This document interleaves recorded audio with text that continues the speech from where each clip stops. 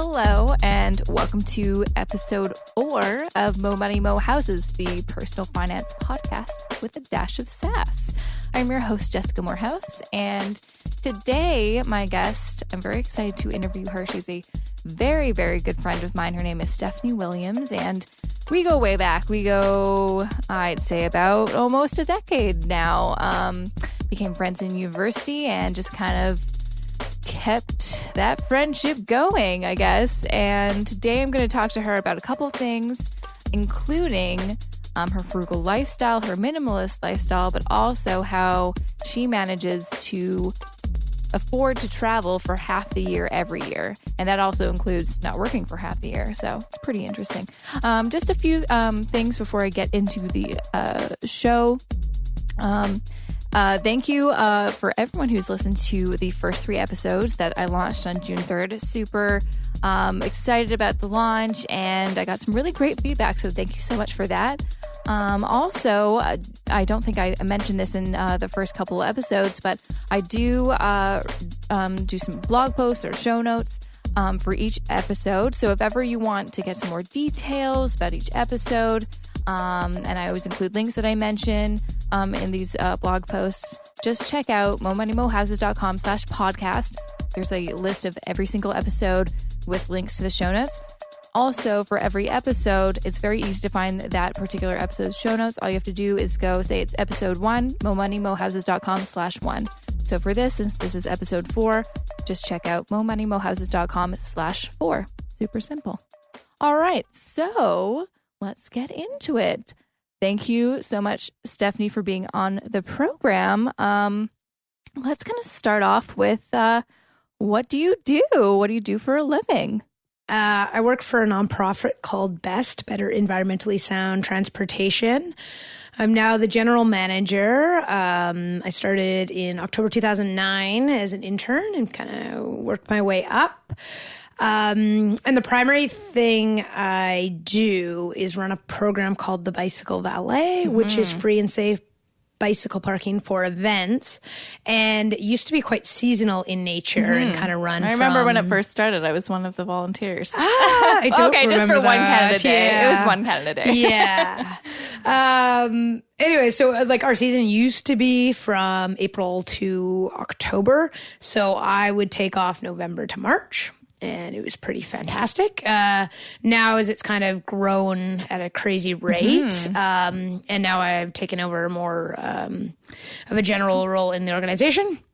Last year I was able to take off 2 months, and I'm not sure this year, but I guess I'm just growing up. Yeah, I know. We're getting old, I guess. But okay, so yeah, one of I think the coolest, I mean, your job is pretty cool. Like you get to work for a nonprofit that's all about like making Vancouver a more sustainable city, which is awesome. And it was really cool to see, and it is to see, especially like the Bicycle Valet program just growing, because yeah, it was seasonal, and now it's like, what was that number? I know that it was on Instagram that you said like how many bikes you've parked. I don't know if you know that. Well, we started in 2006 parking like a couple hundred bikes. Last year we parked 22,000, but the big milestone was that cumulatively we hit 100,000 without having any lost or stolen. So we were pretty excited about that. That's amazing. And yeah, for anyone that doesn't know about Bicycle Valet, though I know there is Bicycle Valets in other cities, basically it's just a way for you to ride your bike to an event or something like that and not lock it up, somewhere, but have someone basically monitor it so it doesn't get stolen. So, which will encourage obviously more people to ride their bikes instead of driving their cars. It's just like a coat check for bikes. Exactly. And it's free. And it's free. That's the coolest thing. So another, I guess, cool thing about your job is because, I guess it started out seasonal. So that would mean that you would have a lot of free time during those kind of downward times. So, and in those times you decided to travel. Yeah. Well, it was nice because the summer obviously is nice weather when all the events are on. So that's when I'd have to work. And then basically there wasn't a lot of work for me the first few years. So I made an agreement with my boss at the time. And yeah, I'd go away from November to April, usually to warm places and cheap places. So I could do it and usually sublet my room, which helped, and went traveling. So what was your first trip, I guess? Well, my first trip was actually pre-BEST, which was right after I graduated, like a week after I graduated from university. I went on a 6-month trip starting in New Zealand and then to Australia and then another 3 months in Southeast Asia. And then I ended up working about a year and then going on a 6-month trip to Central and South America. No, that's wrong. I went to Southeast Asia again for 6 months. Then I worked another 6 months, then went to Central America for 5 months, worked for 7 months, went to Sweden, Denmark, Iceland, England. I worked for another, 8 months. And then I went to Colombia and Ecuador. Yeah, that's right. And then I worked for another while and I just went to India. And I just want to mention, if any of you guys are interested in Stephanie's travel, she has a blog now, which I'm so excited about. Yay, thanks, blog. Jess. I may have helped her with the blog. Yeah. But it's called borderlinecrazyblog.com. So you guys should check it out because she has some crazy adventures. But I guess like you've honestly almost been everywhere. I guess the next continent is like Africa. That's got to be it. Yes, it is it. It is it. Oh, okay. Yeah. Awesome. Cool. So I guess one thing most people would probably wonder is, it's great to have the opportunity to have 6 months off a year, but that also means that you're not working during those months. So which is awesome. Which is great, but you're also not getting paid. So how do you make it? How do you afford to travel for 6 months out of the year and not work for 6 months out of the year? Because I feel like most people would just be like, I can't do that. I can't afford to travel. That's, one of the, I wrote a blog post a while ago about how you're never too broke to travel because it's all about prioritizing and, managing your money. So how did you make that, possible? Well, I think you're right. Travel is kind of my number one priority, or at least it has been. But the first thing I tell people is that it depends on where you travel. I'm not traveling to Europe for 6 months. No kidding. A year. My latest trip in India, it was cheap. Really cheap. I was traveling with another girl I'd met on my last trip in the Galapagos Islands. So that always makes it cheaper if you're traveling with someone because every once in a while in Asia you can find single rooms, but for the most part, at least in India, you're paying per room. So you divide that in half. Well, yeah, it's a lot cheaper. And then you're sharing cabs, or I guess they're three-wheelers or rickshaws or whatever you want to call them. Everything's cut in half in that sense. So that makes it a little bit easier. But yeah, India, I probably spent not including flights and such, just per month, $1,000 a month. And we were oh my splurging. Gosh, that's crazy. And you were having a good time doing all the things that you wanted to do. Yeah. I mean, in other trips, I would go out for lunch and careful not to order a Coke or whatever. But here it was no, let's have a lemon soda every meal. And we ate what we wanted. So, and we stayed in nicer places. One time we even stayed in a $70 hotel, which I've never done in the past. Fancy. We went on a houseboat that cost us each, I don't know, 70, maybe $100 a day. So it was fairly expensive. We did that for 3 days. So we splurged and it was still probably only $1,000 a month. So, I mean, I look at going to Vegas, $1,000 in 4 days. Exactly. I'm going to New Orleans for a stay I'll be spending $1,500 in 4 days. So yeah, it's all about where you go, really. Yeah. So that's a big part of it is where you go. The other thing is when I go traveling, I really don't drink a lot. I drink a lot at home, just because you're at home. Yeah, exactly. But when I go away, I have so many other things to keep me occupied. And I usually go to hot places because they're generally cheaper, but also I want to go somewhere hot to escape the winter. So I don't want to be hungover, and you get hungover, you get dehydrated so quickly. And there's so many things to get up for and go see. You don't want to waste any days by feeling You don't want to ill. waste any days any more than you're already going to waste because you're going to be sick from food. Definitely. And water. So, and then in India, the culture is not drinking anyways. So that saves a lot of money. I mean, even when the beers are $1, exactly, it adds up. It adds up real quick. So that's, that helps as well. The other thing is because my job was basically managing a program for parking bikes at events, the early years I really had to be on site a lot. So most of our events were on weekends. which is when all your friends Yeah. that work 9 to 5, Monday to Friday, have days off. So I was working often like 12-hour days on these weekends, and then I'd like maybe get to the bar for one drink, or I'd just come home, have a beer, and go to bed. So I really didn't have a lot of the chance to spend a lot of money. Yeah. And then I'd take like a Monday or Tuesday off, and what are you going to do? You do some errands. Exactly. You cook. You do some laundry, right? So that made a big difference. So a lot of it has to do with, I guess, your job and just the lifestyle that you want to lead. Like, kind of, we talked about this earlier, not in the podcast, but it was in person. Just how you don't really necessarily save or like make it, oh, I have to save this much money or budget. It's just kind of, it comes naturally to you just because you just don't buy that much stuff. That's not like a priority for you to buy a bunch of stuff. I hate shopping. Yeah. I really hate shopping. That is awesome because shopping is just, it's no good for anybody. No, we actually, for the last 5 years, my family on my dad's side has been doing this annual shopping trip. And we go down to the States, like a couple hours away, that, you know, is notoriously cheap shopping. The dollar's a little bit low right now, but we're still going to go. And I basically just like spend the maximum you're allowed to spend as a Canadian, which I don't know, right now is like... I think it's like $800. yeah, maybe. You know, I think it went... Yeah, it used to be $400. Yeah. Now it's maybe up to $600 or something. Yeah. So I spend usually about, I don't know, $500, but including groceries and stuff. Right. And I just do that for the year. And then when I'm like traveling, like I'm only using clothes for 6 months of the year. Exactly. The other times I buy clothes in India or wherever you are, and you wear very different things. But I'm also, to be fair, lucky to have a job, nonprofit. You don't really have to dress up. Yeah, it's pretty I wear cash. jeans, and, you know, Yeah. if I really dress up, I put on a blazer. So... yeah, you're wearing basically street clothes, so you don't have to get a separate wardrobe. Yeah. So, I mean, that's also one of the reasons that I'm able to pay you less, to be fair.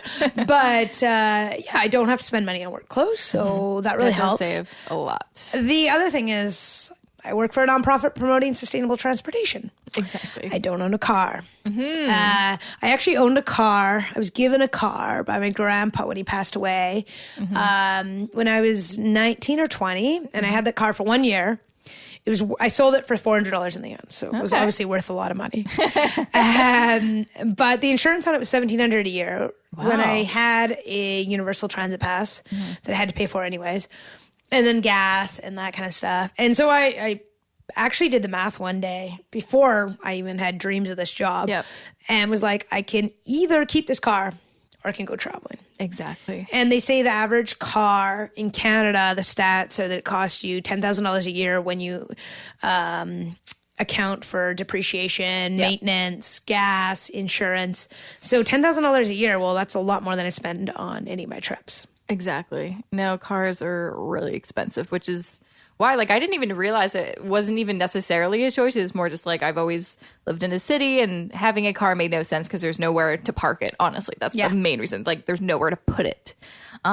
Usually traffic in the city is terrible, but my husband has a car and has always had, he always needs one for work, which is fine. But I just see how much money he has to dedicate for a car. Like, insurance is crazy expensive in Ontario. Then there's gas, and he still doesn't even, because it is so expensive, especially like gas and everything, he, like, if he doesn't need to use his car, he won't. He'll, like, you know, take transit or whatever. And I've used transit, I think, probably for the last 5 years or something like that. And honestly, I've never had an issue. I mean, I'd probably have a bigger issue if I lived further away from my work, but that's a choice. It's a choice. Yeah. So it's, you know, it's one of those things. It's like, yeah, I could live in a suburb and, you know, have a nicer, bigger place, but then I'd have to have the commute to work. And in order to do that commute, I probably have to own a car. Yep. So I choose to kind of live closer to my work, and then my rent's more expensive, and I live in a smaller, probably older place than I could if I lived somewhere else. But I really like having that flexibility of being so close to work and not having to own a car. And I pay a fair bit still for, transit. I mean, I think a TTC monthly pass is like $140 now. Oh, wow. But one upside is it is tax deductible. So right. whereas Ours are the monthly passes. I never buy a monthly pass because I mostly ride my bike, and the tickets you can't deduct from, I know. which is super annoying. But it's $90 for one zone pass here. I don't know. I calculate my average transportation costs. I mean, I do car sharing. We now have 4 car shares in Vancouver, which is pretty amazing, actually, including the first one ever in North America. Yeah. So I use that occasionally. I take transit if it's pouring rain, which probably ends up being as often. Actually, you'd be surprised. I have a rule where if it's not raining when I leave the house, I ride my bike. Okay. Because I don't care riding home. Yeah, it's whatever. It doesn't matter. You don't even need rain gear. You don't. Who cares? And my ride is 18 minutes. It's not that's extensive. nothing. Yeah. Interestingly enough, they say the happiest commute, whatever will make you the happiest, is 17 minutes, no matter what mode of transportation. Really, eh? Yeah. So I'm pretty happy with that. Yeah, no, that's a better commute than I have. I mean, I literally, if I showed you on a map where I live compared to my work, it looks really close, but it's actually a 40-minute commute just because the subway is just crazy jam-packed. And I travel right when it's rush hour for people, but still it is a better commute than if I live somewhere further away. And it's not that bad. You get used to it. No, it's still not bad. What I like about biking is it's just consistent. Exactly. Every day it's pretty much within a minute. Whereas the bus, if you miss the bus, you might have to wait an extra 10 minutes. No, it's true. Or driving is you never know. I take the subway every day, and there's literally almost every day there's some kind of delay. It's insane. But no, biking actually in Toronto is becoming, or is I wouldn't say as popular as Vancouver, but it is becoming more popular. I just personally find Josh does bike quite a bit in the summer, but first it's the winter's so crazy. People still bike. I have no idea how, because the wind hurts your face. How do you bike in that? But it's also icy and stuff. But I don't know how people do it. Just the traffic in Toronto is crazy. I could never feel safe to. They need some more dedicated infrastructure. Absolutely, they really do. Makes all the difference. Something will happen with that. But yeah, get back to travel. Let's get back to travel. So, I don't know if you'd have these numbers in your mind or anything, but what is kind of the average price of your trips? I guess it totally depends on what country you go to. I mean, or what region. Okay, what's the cheapest trip you've done? Because you've kind of traveled almost everywhere. What's kind of the Southeast Asia is super cheap. It is. You can spend money. You can spend as much as you want. You can spend as much as you want, but you can also I stayed as cheap as $1 a night, and you could eat for $1 a day. I mean, you're sleeping in a hallway, but you can do it, or a hammock. But honestly, the average I spent often getting my own room, it wasn't nice or anything, was $5 a night. And then you were eating for $2 to $3 a meal, and beer was $1, and transportation's generally $1 an hour. Each country I kind of figured out per hour. Yeah, that's amazing. Malaysia's $3 an hour, but you get nicer buses. Yeah. India was 50 cents an hour. It was super cheap. But I mean, but also really crazy. Really crappy. Yeah. And you didn't have the you didn't have an option of upgrading. Because is it kind of like the movies where people just they just stuff as many people into a bus as possible? To be fair, I was in the south mostly, which is quite different than the north, I think. But I mean, on the trains, right? The trains everywhere, they were built by the British, back in the day. And if you're a tourists, generally, if you buy more than a day in advance, you can get a reserved seat. So you get a sleeper class or a first class air conditioned or second class air conditioned. Basically, you just want a seat number. That's what you want. This is the goal. Oh, wow. This is the goal. But if you go to the train station on the day of, you can't get a reserved seat. That's just their policy. The administration there is crazy. Yeah, I bet. Yeah. Anyways, so only one time did we do that. We showed up at the train 20 minutes before it left, and we were we need a ticket. And they were well, we can only give you unreserved second class. Which, when you look at the car that's unreserved second class, it's a pile of men. Oh my God. That's all it is. But packed into these containers. And you're I can't actually go onto this train. Plus, you have your huge backpack on that weighs, 10 kilos at minimum, right? So, but they have this thing for tourists because they know you can't go on that. They're oh no, you just go to the reserve class And then when the ticket conductor comes around, you pay to upgrade. Oh, okay. Which they may or may not come around. But basically, because they realize that you can't go on. So, yes, there's parts of it where you're like, whoa, I can't go there. But they've also figured it out. Like, I remember New Year's, we were in Kochi in Kerala. It's one of it's really well known for its New Year's celebrations. And they have this thing on the beach, and they have this big, like, old man time burning, and it was a really cool experience. But on the beach is, like, probably 20 to 30,000 men. Wow. And you're like, where are all the women? And you don't really, you're kind of like, oh, that's weird. Yeah. And then these police are like, oh, you're white. Okay, you go over here. And they have a roped off section for the tourists. Oh, really? Oh, yeah, because there's been problems. Oh. So anyways, we were like behind everything, and it was kind of cool. It was like being backstage kind of. So that was fine. And then like we talked to the guest house owner, who was a woman, which was actually really nice to talk to. And she was like, oh, you went down to the beach for the New Year's celebration? We're like, yeah, but it was like cordoned off, and it was pretty cool. And she's like, oh, yeah, all the local women, we don't go. Oh. Because there's just always problems. Oh, really? Oh. So, yeah, things are... Lesson learned? Yeah. Well, at least things worked out for you, I guess. I mean, to me, it's kind of crazy because it's like, crazy. well, yeah, I don't know. I read a lot of like op-eds and stuff in the local newspapers, and they were like, well, they're talking about segregating men and women at school. But that's just like a Band-Aid solution, right? Like they have to learn how to...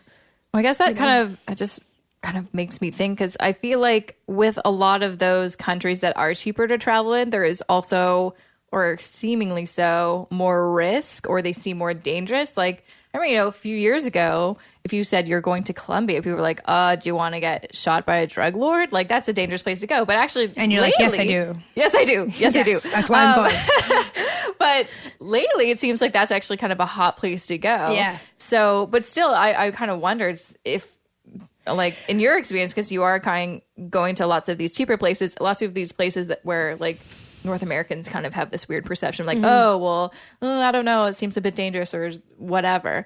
Like, what's your kind of perspective on that? To be fair, in terms of, like, safety standards, they're lacking. Yes, that is true, actually. One of the things I like about it is you might go on a hike and... like whatever you're going to see isn't roped off, and you can actually, like, not that I'm like disturbing it, but you don't have a glass wall in front of you. And I actually like the freedom of being in these places. And like, if you have a little bit of money, someone will take you where you want to go. That's true. And I like that because there's this like entrepreneurial spirit where it's like here they're like, oh no, you can't fit more than 4 people in a cab. And they're like, well, let's fit try as many as you can. Let's try. I mean, and I don't know. I really enjoy having that freedom from. Yeah. You still have the bureaucracy, but it's in a different way. And of course, there's corruption. And of course, this is being. You just got to be smart and careful. Don't put yourself in, situations where. Yeah, I haven't had too many problems. There's always people looking out for you. The places that have been defined as the most dangerous, like El Salvador, Honduras had the #1 murder rate in the world. El Salvador was #2. Wow. Did you go to those places? Yeah. Oh, you did? Of course you El did. Salvador, I loved. Yeah. And the people were so grateful to see tourists because everyone's afraid of going. Exactly. And they're not jaded, right? Yeah. You go to somewhere like Thailand and like, well, I've seen a God. million I know. tourists. Yeah. Or like Burma. A few years back is when I went before they even opened up the country.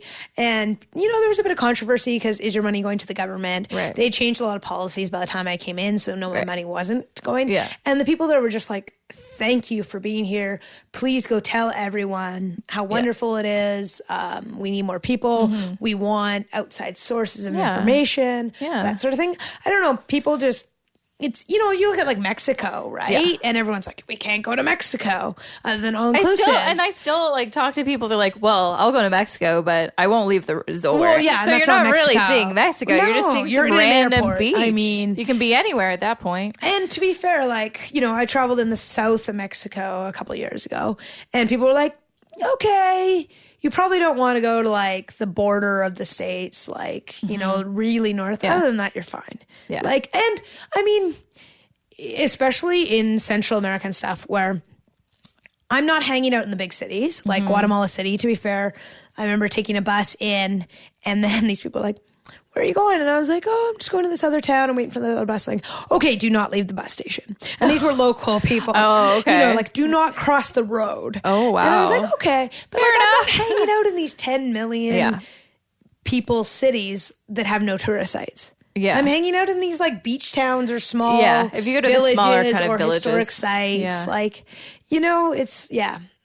No, it's true. Like, I mean, the only kind of comparable thing is when I went to Thailand, I never felt in danger. The only times I did was when we were in Bangkok late at night, because there's just such a crazy amount of people and just cars everywhere, and you just don't really have an idea of where you are in the city. And so I don't think there was actually anything dangerous going on, but it's just like, I don't know. I feel like we could get mugged just because of the volume of people and who knows who's out there. But whenever we went to one of the kind of smaller villages or beach places or whatever, it was like fine, you know. And lots of people were like, ooh, like you know, lots of people I know were like, oh, Thailand, you know, because I mean there are, I mean you just got to be smart. It's like, well, you know, if you're gonna go to, I mean, some of the like the party islands, be careful, because some of the parties that go on there are just like, well, you know, there's like drugs, there's, you know, secret cops and stuff. You just got to be smart about it. I met people all the time that were like, oh, I lost my iPhone and my camera and my passport. And I was like, well, why were you carrying them down to the beach? Or why would you bring those? I don't think I brought anything valuable with me, because I'm like, just in case something happens, I don't want to be like, oh crap, I lost my really expensive laptop. I had my credit card stolen in Latin America. I think that's the only thing I've ever had stolen. I mean, yeah. The other thing is I have a rule where the other thing I love about going to cheaper places is that I've totally gotten lost in the middle of the night by myself or not. I get a cab. Yeah, exactly. You don't. And it cost me all the $5 to get back to my hostel. Exactly. I mean, I'm not saying like, you know, I know there's places like I heard, you know, quite a few stories in Venezuela and stuff. Like when I was in Colombia, people coming from Venezuela, like, yeah, you go to Venezuela, you're going to get kidnapped.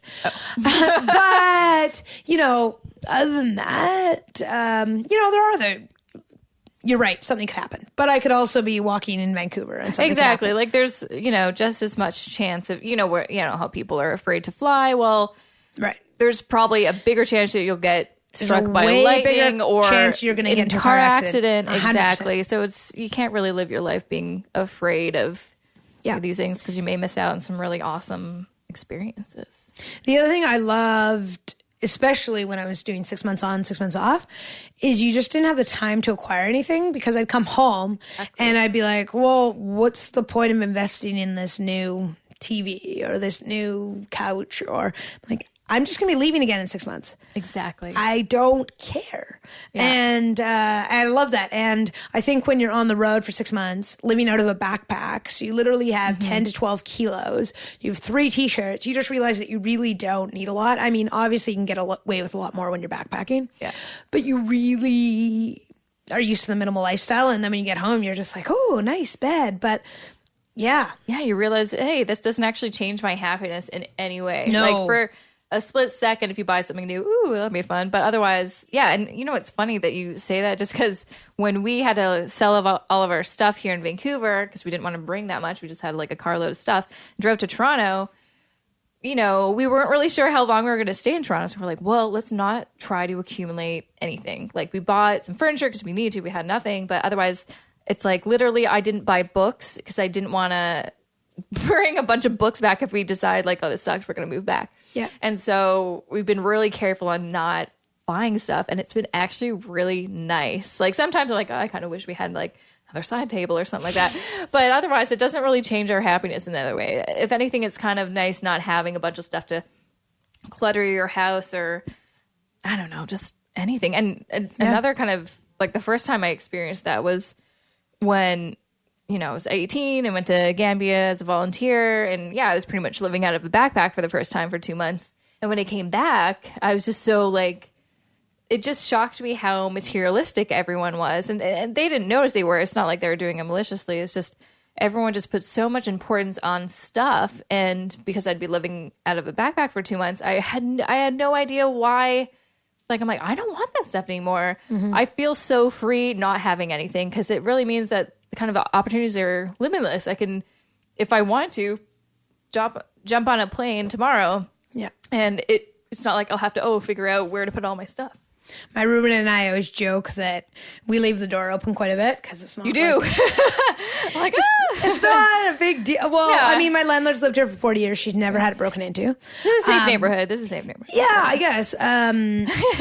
But also, like, we're like, okay, so if someone broke in, what would they take? Exactly. My 8-year-old laptop. And it's we got some beer in the fridge. Yeah, I don't know what they would take. I mean, to be fair, when I moved in 5 years ago. Mm-hmm. It was with another friend. Our other friend had moved out. And so our other friend had moved to Hawaii. So she was moving away. So she had like quite a bit of stuff, but she had acquired some stuff. Anyways, everything's basically like secondhand. And I've lived in the same place for 5 years. The rent hasn't gone up, which has been really lucky. Awesome. Mm-hmm. But I haven't looked for a nicer place. And a lot of people who see this place are like, oh, it's fine. But I don't know. It's good enough. This is like a typical Vancouver place, honestly, though. It really it's a character home. Yeah, it is. There's lots of character. And what I love about it is that we can have people over all the time, and we don't worry about, you spilt on the coffee table. Yeah. I don't care. It's true. So, yeah, it's nice. Well, I think we're going to kind of wrap things up. Wow, we talked about a lot of stuff. Yeah. Thanks so much for joining me. This was really awesome. Thanks that we could do that. Me. You're welcome. So just to plug Steph a little bit more before we go, she has her travel blog, which you can find at borderlinecrazyblog.com. And if any of you are in Vancouver and you want to volunteer for Best or anything, so you can visit their website at best.bc.ca. Awesome. And we also have thebicyclevalet.ca, which is kind of our main program that I run. Absolutely. Awesome. And they're also on Instagram too, aren't you? I'm following you guys on Instagram. Of course. Of course I am. Yes. You've got great Instagram, photos. Facebook, Twitter, everything. Usual social media stuff. Yeah. Cool. And you all know this, but if ever you want to learn more about myself, you can check my blog out at momoneymohouses.com and Twitter and Facebook and all that jazz. Thank you so much for listening to another episode of Mo Money, Mo Houses. And stay tuned